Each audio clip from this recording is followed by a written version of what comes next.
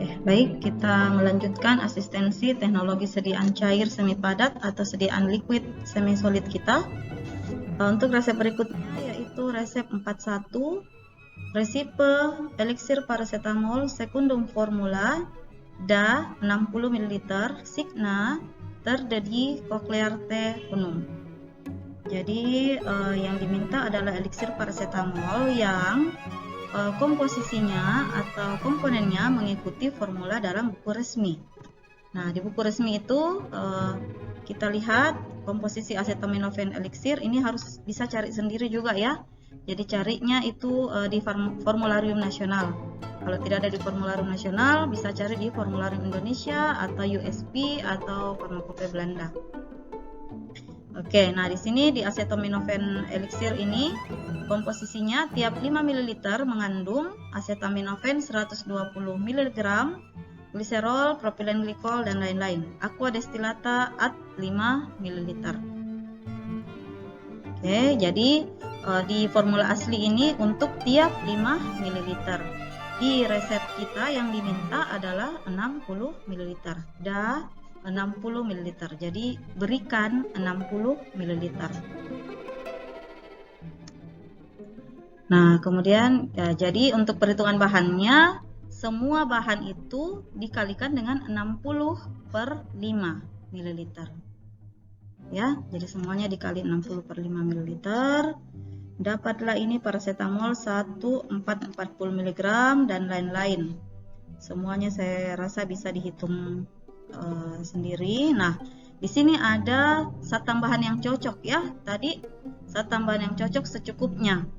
Zat tambahan yang cocok secukupnya itu dari ketentuan dia menggunakan 0,01% dari total volume sediaan ya. Jadi CCO di sini ya, Corrigensia, Coloris, et Odoris. Jadi sudah zat tambahan untuk warna dan aroma ya. Nah, sudah disediakan oleh lab. Jadi kita hitung dulu berapa Corrigensia yang kita butuhkan. Jadi 0,01% dikali 60 ml total volume sediaan ya. Itu didapatkan 0,006 ml.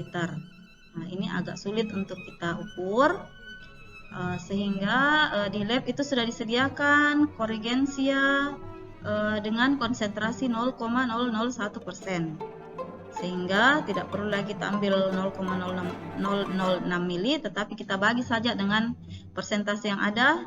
Jadi 0,006 mili dibagi dengan persentase CCO yang tersedia di lab 0,001. Itu hasilnya 6 ml. Jadi kita ambil CCO-nya nanti 6 ml.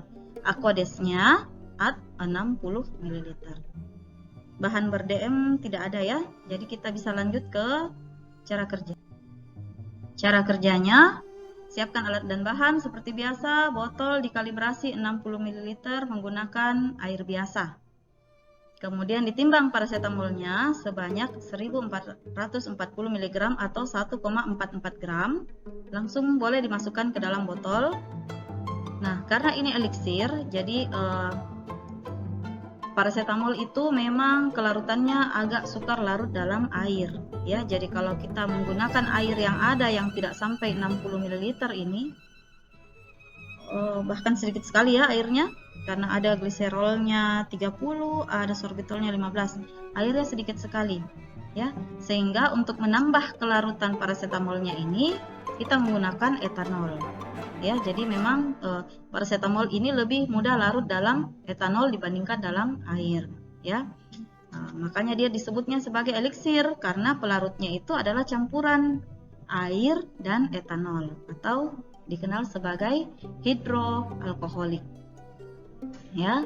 Jadi paracetamol ini masukkan langsung ke dalam botol, kemudian tambahkan etanolnya sebanyak 6 ml, dikocok hingga larut.